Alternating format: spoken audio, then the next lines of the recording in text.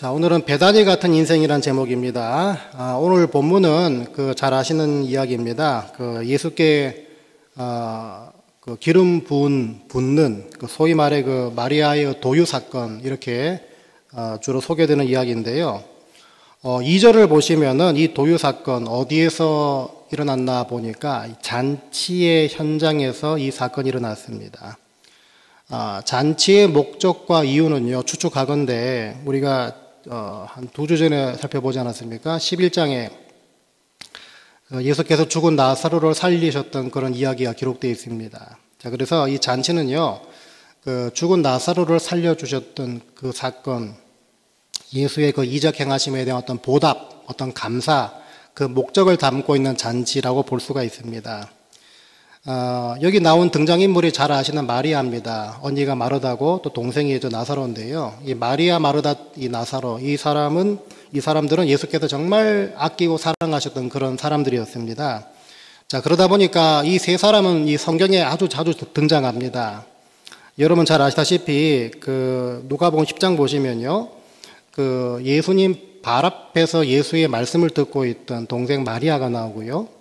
또 예수님 손님을 오셨으니까 그 손님을 대접하기 위해서 열심히 음식 준비하던, 일하고 봉사하던 마르다의 모습이 또 거기에 나오고 있습니다. 마르다가요, 예수님 동생한테 저 좀 도와달라고 좀 해주세요, 이렇게 불평을 하자 예수께서 뭐라 그러셨습니까? 마리아는 더 좋은 것을 택했다라고 말씀하십니다. 한국말은 더 좋은 것, 비교로 better 이렇게 말할 수 있겠지만 영어 성경 보시면요, 가장 좋은 것, 마리아는 베스트를 택했다, 선택했다, 그런 말씀을 하십니다. 이게 무슨 말인가 하면요, 우리가 통상 그런 얘기 많이 듣지 않았습니까? 말씀을 듣는 것과 봉사하는 것, 둘 다 좋다, 둘 다 좋은데 지금 그 상황에서만큼은, 다시 말해서 예수께서 말씀을 선포하시고 가르치실 때 그 상황에서만큼은 나를 향한 최고의 대접은 뭐냐? 바로 봉사하는 게 아니라 그 말씀에 귀를 기울이는 모습이 나를 대접하는 모습이라는 것입니다. 자, 이렇게 누가복음 10장에서는요, 듣는 마리아와 봉사하는 마르다, 이 두 다른 성향이 소개되고 있습니다. 그런데 오늘 본문으로 넘어와서도요, 마리아와 마르다의 그런 성향이 어디 가지 않았습니다. 여전히 남아 있습니다. 오늘 본문 잔치에서도요, 마리아가 예수님께 가까이 갑니다. 가까이 나올 때 마르다는 뭐 하고 있습니까? 역시 열심히 음식을 준비하든지 섬기고 있었겠죠. 이걸 보면요, 사람의 성향 잘 바뀌지 않았나 하는 걸 보게 됩니다. 잘 바뀌지 않습니다. 자, 그럼 어떻게 보면요, 마리아 같은 사람도 귀하고 또 마르다 같은 사람도 귀합니다. 그런데 그럼에도 불구하고 우리 신앙의 무게 중심은 뭡니까? 늘 하나님 말씀에 귀를 기울이고 주를 가까이 하는 것에 무게 중심을 둬야 된다는 것이고, 그러다 보면 주일의 모든 일들은요, 바로 그 예배를 중심으로 이루어져야 하는 것, 다른 게 중심이 돼서는 안 된다는 것입니다. 왜 그렇겠습니까? 이 교회는 바로 주님이 주인이시고 이 교회는 바로 주의 몸된 교회이기 때문입니다. 자, 주님이 주인이시고 주의 몸된 교회, 바로 이곳으로 우리가 주님을 예배하러 나옵니다. 예배가 영어로 뭡니까? 서비스죠. 서비스. 서브한다는 것. 하나님께서는 우리가 하나님을 말 그대로 섬기는 마음으로 예배 드리기를 원하십니다. 그래서 그때 주님은요, 분명히 저와 여러분에게 분명히 물어보십니다. 네가 나를 섬길 때, 다시 말해서 서브할 때 최고의 대접과 최고의 섬김은 바로 나의 말에 귀를 기울이는 것이고 나를 가까이 하는 것이다. 그렇게 물어보실 때 여러분들은 바로 그때 여러분의 모습이 어떤 모습인지를 여러분 눈여겨보셔야 합니다. 여러분, 그래서 그런 주님이 주인이신 교회에서 섬기고 봉사하다 싸움이 나고 분열이 생기고 관계가 깨지고 상처가 서로 주고받는다면 그거는 뭐겠습니까? 다른 거 다 떠나서 예배를 잘못 드려왔다는 증거입니다. 섬기고 봉사하다 싸움 나고 관계가 깨지고 서로 상처 주고 상처 받는다면 그거는 그동안 하나님을 가까이 하지 않았다는 반증입니다. 십중팔구 그렇습니다. 십중팔구 그렇습니다. 그렇다고 해서 여러분 봉사와 주를 위한 수고가 전혀 의미가 없다. 그 말은 절대 아닙니다. 말씀드리고자 하는 것은요. 최소한 주님이 주인이시고 주의 몸된 교회에서 주님의 임재 앞에서는 주의 임재 앞에서는 더 좋은 것, 마땅한 것을 택해야 된다는 말입니다. 그래서 여러분 열심만 특심한 마르다가 되기 전에 먼저 마리아가 되셔서 주님을 최고로 대접하는 모습은 바로 주님을 찾고 주님을 가까이 하고 주님의 말씀에 귀를 기울이는 모습이란 것을 늘 놓치지 않는 분들 다 되시길 바랍니다. 일단 주님의 임재로 충만한 이 성전으로 들어온 이상은요. 하나님을 가까이 하고 주의 말씀에 귀를 기울이는 것이 바로 주님을 최고로 대접하는 모습이기 때문입니다. 이게 분명해야 올바른 헌신, 올바른 섬김, 올바른 또 성경적인 열심이 함께 동반되기 때문입니다. 이런 마리아, 이런 마르다의 개념이 우리 안에 확고하게 자리 잡혀야 될 이유가 분명히 있습니다. 이게 분명하지 않으면요, 예전에도 누차 말씀드려왔지만은 나도 모르게 어느 순간부터 나는 신앙생활 기술자가 되고 교회생활 기술자가 되고 예배 기술자가 되고 기도의 기술자가 돼버리기 때문입니다. 하나님은 기술자 원하지 않으십니다. 마리아, 마르다의 개념을 분명히 하는 분들 다 되시기 바랍니다. 그래서 늘 더 좋은 것, 주님이 대접받으시는 것을 붙잡는 분들 다 되시기를 주의 이름으로 부탁을 드립니다. 오늘 본문에서 주목할 다른 부분은요, 바로 마리아가 예수께 기름 붓는 장면입니다. 향유를 발에 붓죠. 이 성경에서의 기름 부음은 참 많은 의미가 있습니다. 여러분 잘 아시다시피 왕을 세울 때 그 기름 붓는 것, 어노인트라고 말하지 않습니까? 어떤 따로 구별해서 따로 세우는 것, 이것이 기름 부음의 의미가 있기도 하고요. 또 기름은 또 상처를 치유할 때 쓰이기도 했습니다. 또 죽은 자를 장사할 때 또 이 기름을 붓기도 했고요. 또 그 당시 집에 손님이 왔을 때 그 손님에게 가장 최고로 대접할 수 있는 그 행위 중에 하나가 바로 그 손님의 발에다 기름을 붓는 것이었죠. 자, 근데 오늘 본문을 보면요, 마리아가 이 사람이 실제로 의도했든 의도하지 않았든 아니면 무의식 중에 했든 의식 중에 했든 간에 이 도유 사건은요, 두 가지 의미가 되어버렸습니다. 첫 번째는요, 예수의 죽음을 준비하는 예식이 됐죠. 그걸 볼 줄 모르는 가룟 유다가 아니 예수님 저렇게 비싼 걸 차라리 가난한 사람들한테 나눠주면 됐는데 저 여인 저렇게 허비하고 있습니다. 이렇게 따질 때, 비난할 때 예수께서 7절에서 뭐라 그러셨습니까? 그를 가만두어 나의 장례할 날을 위하여 그것을 간직하게 하라. 이렇게 말씀하십니다. 의도했든 의도하지 않았든 간에 무의식 중에 했든 간에 의식 중에 했든 간에 그 기름 부음의 의미가 어떻게 됐습니까? 예수를 장사할, 예수를 장례할 그 준비를 이루는 사건이 됐다는 것입니다. 두 번째로 보시면요, 이 마리아의 기름 부음은요, 바로 신앙 고백이 됐습니다. 신앙 고백이 됐습니다. 예수가 기름 부음 받은 자, 다시 말해 그리스도 혹은 메시아, 그리스도가 기름 부음 받은 자라는 뜻을 갖고 있지 않습니까? 이 기름 부음 받은 자, 예수가 기름 부음 받은 자, 다시 말해 메시아 그리고 구세주임을 무의식 중이든 의식 중이든 의도했든 의도하지 않았든 간에 예수께 기름 부음을 통해서 그것을 신앙 고백하게 됐다는 것입니다. 여러분 이걸 한번 생각해 보세요. 내가 의식을 해서 한 일이든 의식을 하지 않고 한 일이든 간에 부지 중에 내가 한 일의 결과로 주님이 높임받고 주님이 기념되고요. 또 주님께서 영광받게 되신다면 그 인생은 참 복된 인생 아니겠습니까? 복된 인생이겠죠. 왜냐하면 부지 중에 의식 중에 무의식 중에 나도 모르게 한 일이 그런 결과를 만들어낸다면 그 사람의 인생은 어떤 인생이었기 때문에 그렇게 됐겠습니까? 그 사람의 인생은요, 하나님의 임재 의식으로 가득 찬 인생이었기 때문에 그렇게 되는 수밖에 없는 거 아니겠습니까? 제가 몇 주 전에 말씀드렸지만요, 하나님의 임재 의식으로 살아간다는 말은요, 주님께서 나를 지금 보고 계시고 내게 말씀하시고 내 말을 들으시고 지금 나와 동행하신다. 이 의식으로 충만해져서 무엇을 하든 간에 주님께 하듯이, 주님을 대하듯이 하며 살아가는 것을 말합니다.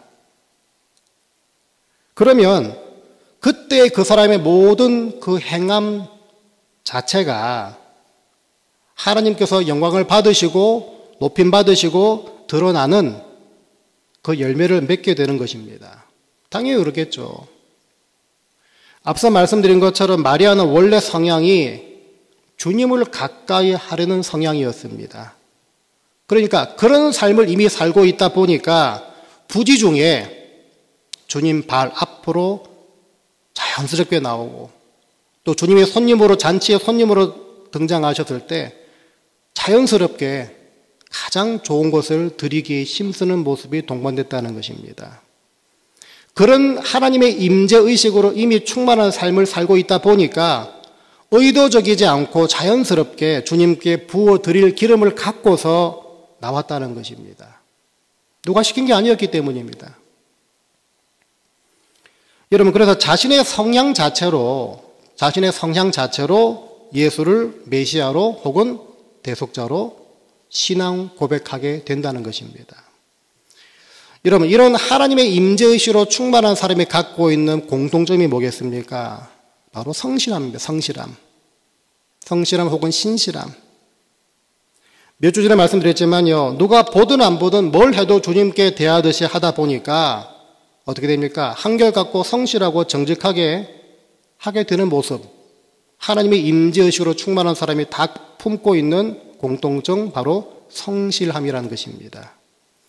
여러분, 그래서 다윗도 자기에게 맡겨졌던 그 양치는 일, 그냥 성실히 감당하다 보니까 집에서 오라 그래 가서 보니까 사무엘로부터 기름 부음 받지 않습니까?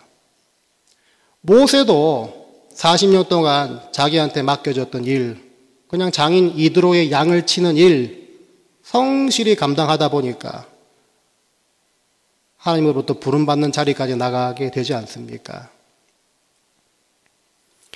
이게 왜 중요합니까? 바로 그런 의식으로 충만할 때에 내게 맡겨주신 일이 아무리 작고 아무리 보잘것없더라도 감사하고 귀하게 여겨서 거기에 성실의 옷을 입힐 수가 있기 때문입니다. 거기에 끼어 있을 때에 비로소 거창하고 유별난 걸 해야 하나님께서 기뻐하신다는 그런 근거 없는 논리에서 벗어날 수 있기 때문입니다. 내게 허락하신 모든 것에 여러분 하나님을 가득 채우셔서 변함없이 꾸준하고 한결같은 모습으로 예배 잘 드리시고 기도 성실히 하시고 붙여주신 성도들을 묵묵히 섬기는 분들 다 되시길 바랍니다. 여기서 이 작은 일부터 해나가야 하나님께서 부르신 어떤 일이라도 감사와 기쁨으로 설레임으로 기대감으로 감당할 수 있는 분들이 될 수 있기 때문입니다.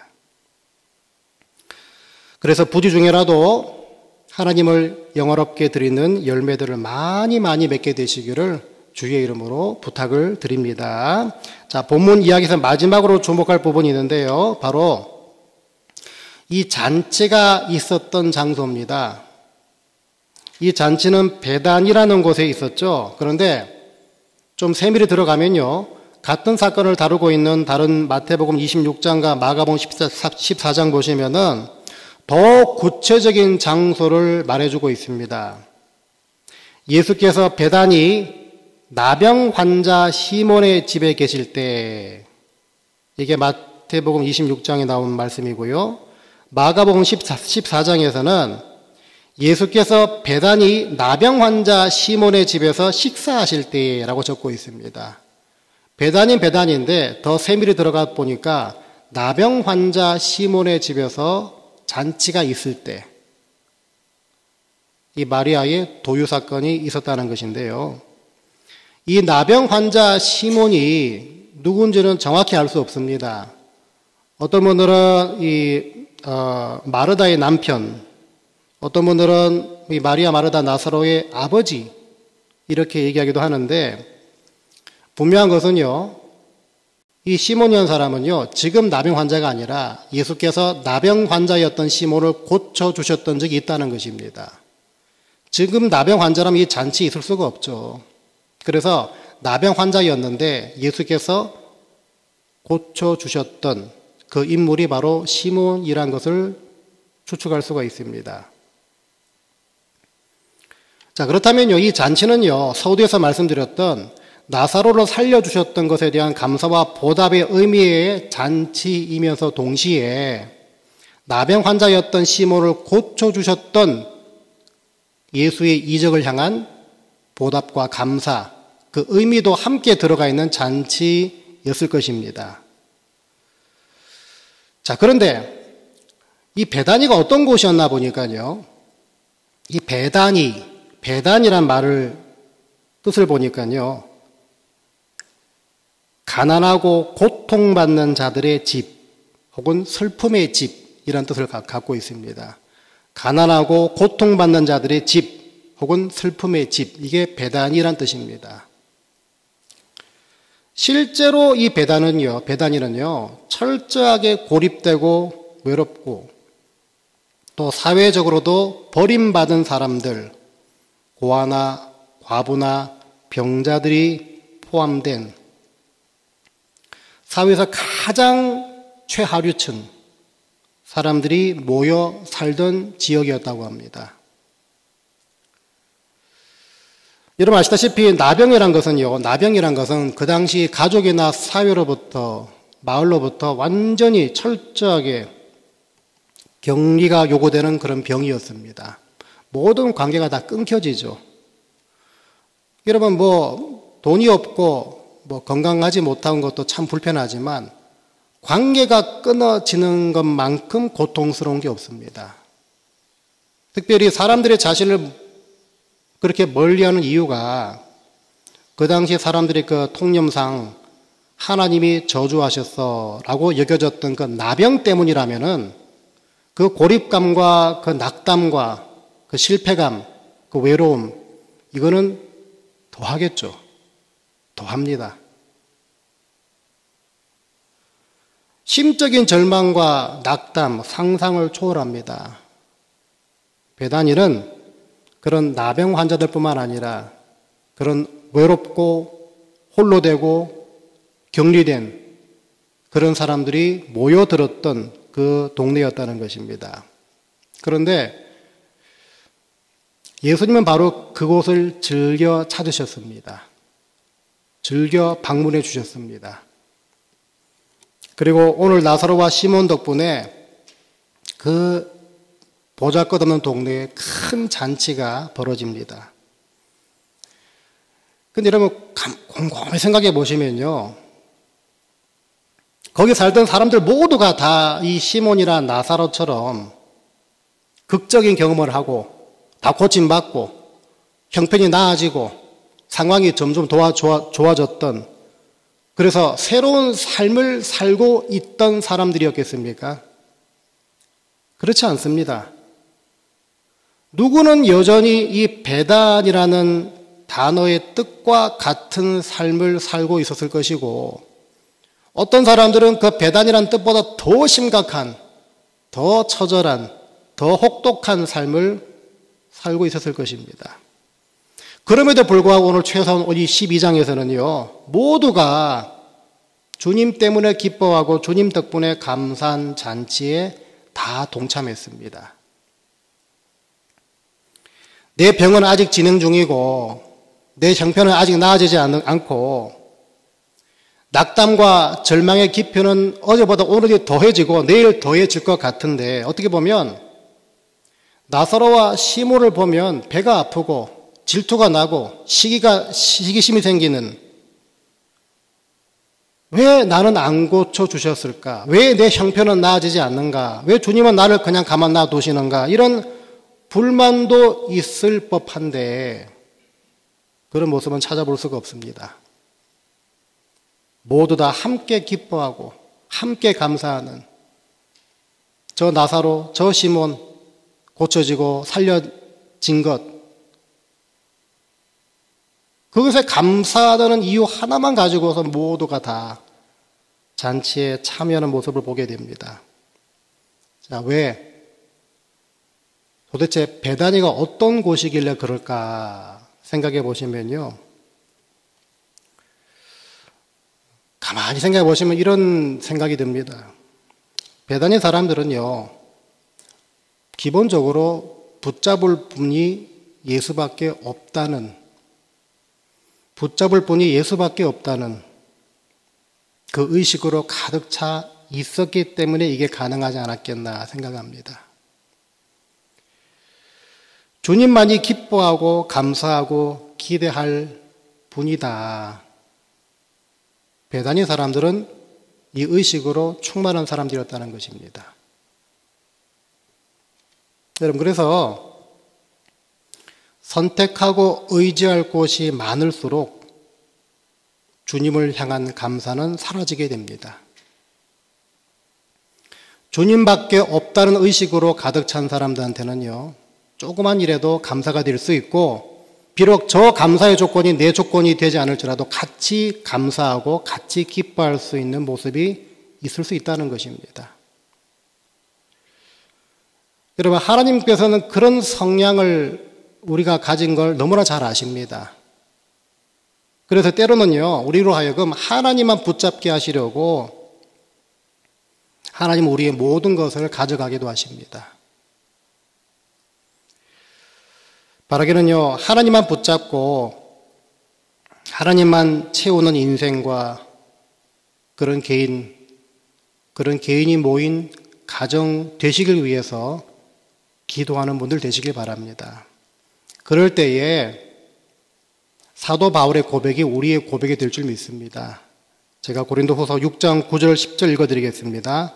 무명한 자 같으나 유명한 자요, 죽은 자 같으나 보라 우리가 살아있고, 징계를 받는 자 같으나 죽임을 당하지 아니하고, 근심하는 자 같으나 항상 기뻐하고, 가난한 자 같으나 많은 사람을 보유하게 하고, 아무것도 없는 자 같으나 모든 것을 가진 자로다. 우리가 바로 이 신분을 갖고 있는 성도들입니다. 무슨 말이겠습니까? 다른 많은 선택 두지 말고 거기에 의지하지 말고 예수로 붙잡고 예수로 충만하라는 것입니다. 베다니가 아닌 베다니의 믿음과 마음을 품는 그런 개인과 가정 다 되셔서 하나님의 임재 의식으로 부지 중이라도 의도했든 의도하지 않았든 주님을 높여드리는 인생을 늘 살게 되시길 바랍니다. 더 나아가서 주님 앞에서 언제나 더 좋은 것을 붙잡아서 주님을 잘 대접하는 분들 되시기 바랍니다. 그리고 마지막으로 다른 선택지, 다른 의지할 것, 다른 붙잡을 것을 많이 만드는 것이 복된 인생이 아니라 예수만 붙잡는 인생이 복된 인생이고, 그 모습이야말로 함께 기뻐하고 함께 즐거워할 수 있고, 내 상황, 내 여건을 떠나서 함께 기뻐할 수 있고 함께 즐거워할 수 있는 바로 그 삶이 가능한 것인 줄 믿으시기 바랍니다. 우리 모두의 인생이 방금 말씀드렸던 고린도후서 6장 9절 10절의 인생이 다 되시기를 주의 이름으로 간절히 축원드립니다.